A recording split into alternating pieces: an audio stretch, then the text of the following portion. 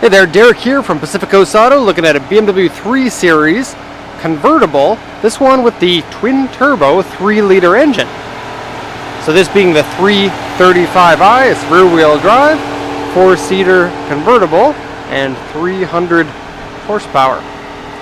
At the moment, this engine is a very popular one. You can get it in wagon, sedan, I don't know about coupe, but yes, for the convertible. Okay, this one has 100,000 kilometers, just over 100,000 kilometers. I'll switch the engine off here. Okay. And this one was bought from auction for the purpose of exporting. And this is a post-purchase inspection video. Okay, now firstly, you can't check the oil level and the oil color on these from the engine bay because there's no dipstick. It's actually done electronically. You have to push like some buttons and I'll show you the oil level. I don't know if the oil is dirty on this one. The coolant is a touch low, but less so than most BMWs. That seems to be like a common thing on these. It tends to go about 100 or 200 milliliters low. Right now it's right at the min. That's pretty normal for these. And so I left it at that. And because it's a canister you can't really see into, I couldn't check the color of that. Probably a good idea to change your oil and your coolant on this one. Okay, close the hood.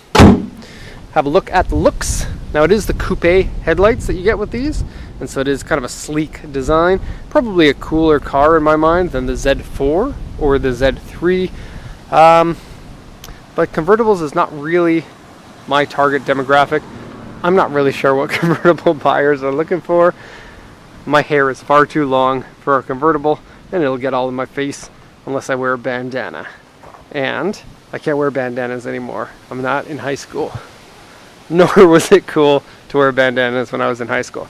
Okay, let's have a look over the auction inspection sheet, and I'll translate this from Japanese into English for you. So it's the 2009 BMW 335 Cabriolet. This is the M Sports version, which is a upgraded trim package. So you get different bumpers, different steering wheel, different wheels, maybe different suspension, that sort of thing, for a sportier drive.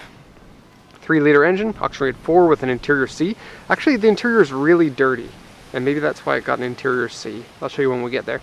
107,615 kilometers on here, automatic transmission. You can't... Wow, a roof tent. Look at that roof tent.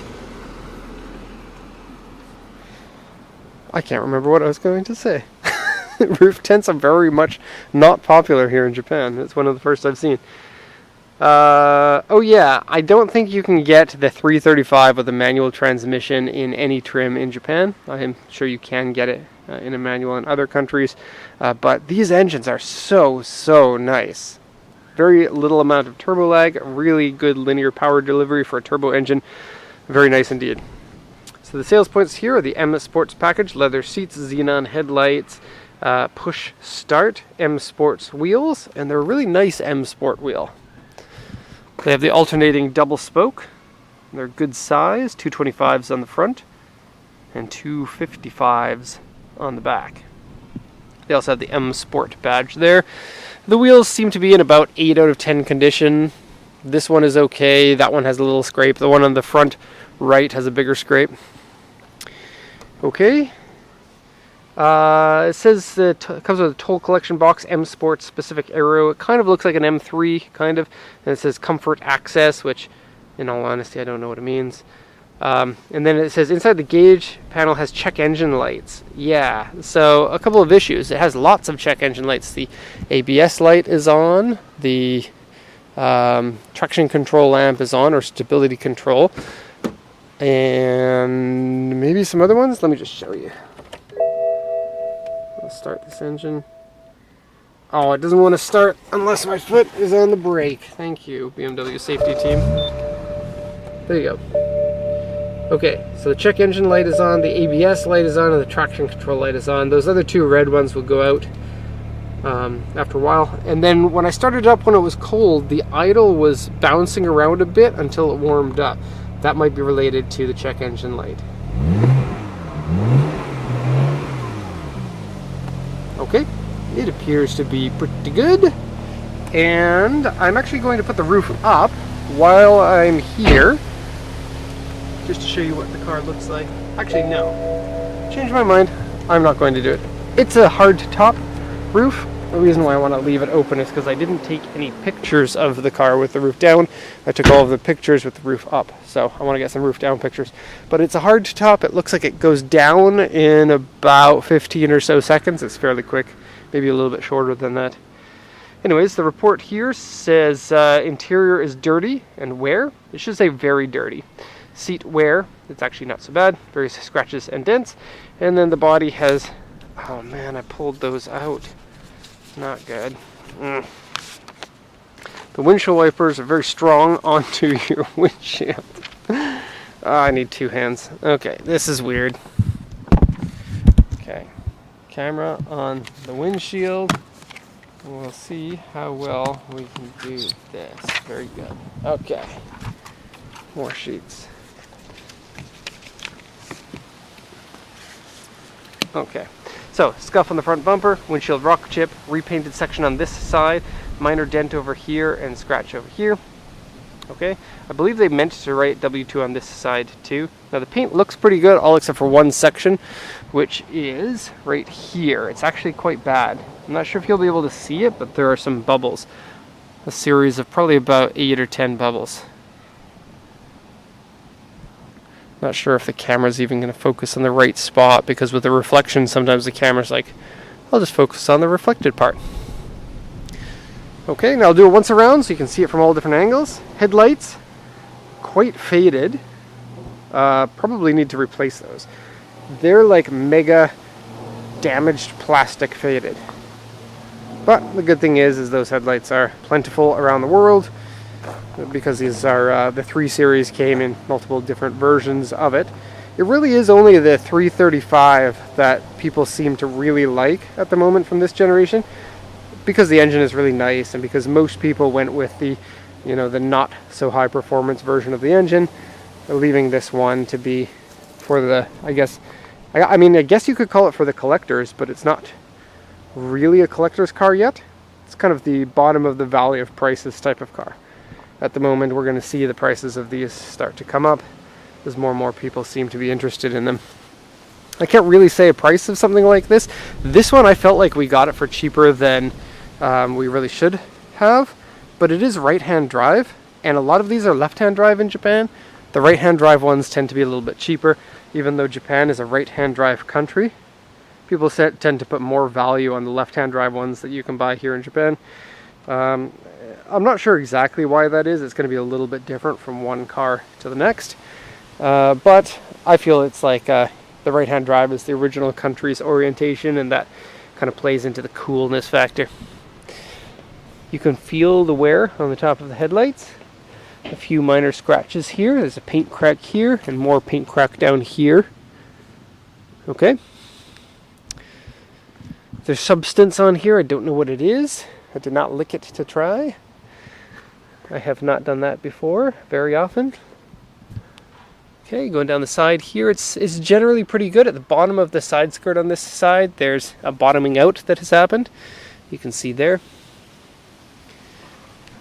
Okay, I think it's a good looking shape, a good size for a convertible.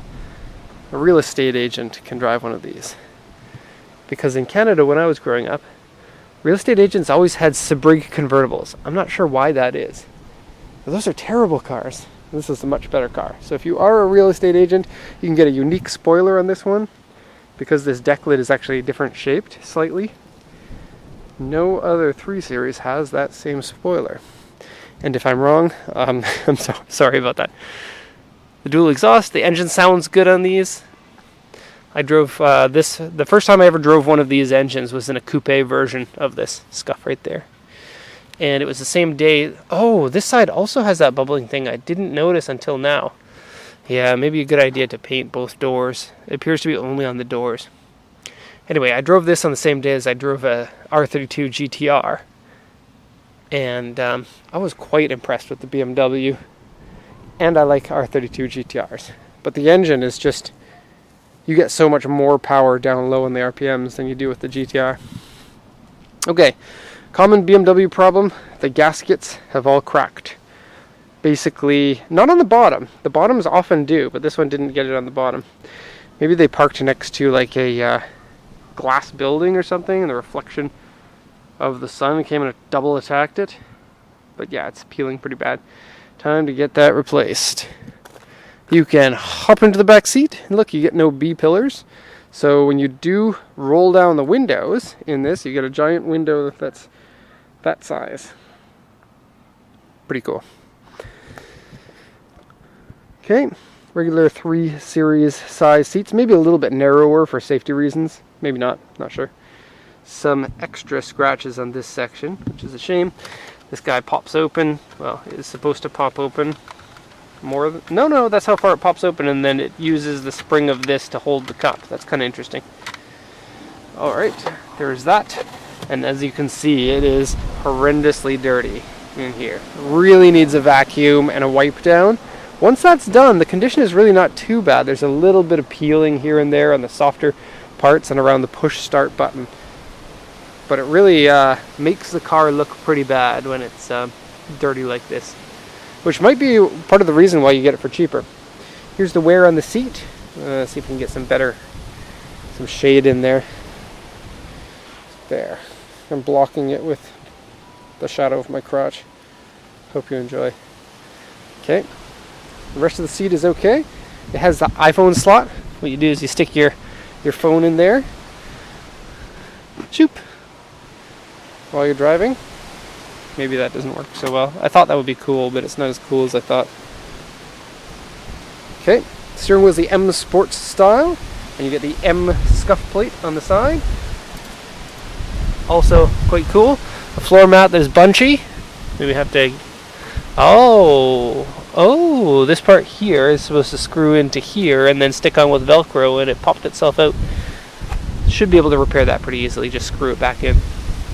Okay, nice looking gauges here. Not with all the warning lamps, sadly. The dashboard over here has some gunk on it, so that's going to need to be washed off. But no cracks in the wood by the looks of it. Shifter I find a little bit annoying, because you have, like, drive is down, reverse is up. It's sort of like a sequential style. You just push it in the direction or orientation that you want, and park is pushing the button.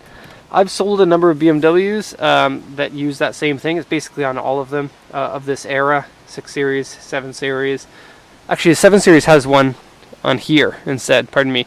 But the 6 Series, 5 Series, 3 Series all have it. I still find it annoying after all those times, but if it is your car, you get used to that. Okay, there's some wear you can see on the edge of the map button, and there's also the wear on the edge of the push start button. Okay. Alright, I'm going to close this because it is going to annoy me if it's not closed. Oh, and stuff like this. See how the kind of the rubberish material got scratched? It's a really common thing on these. This one is less than your average one. And actually it's very common for the same thing to happen on the steering wheel, but this one doesn't have that so much. Just a teeny bit of it right there. Okay, that's all we have to say about this one. I know a couple of people have been commenting on it, having seen it in the background of the lot and going, ooh, look at that 335. I like those. Probably didn't know it was convertible. Okay, so there we have it. Of course, if you have any questions, let me know. Otherwise, thank you so much, and have a nice day.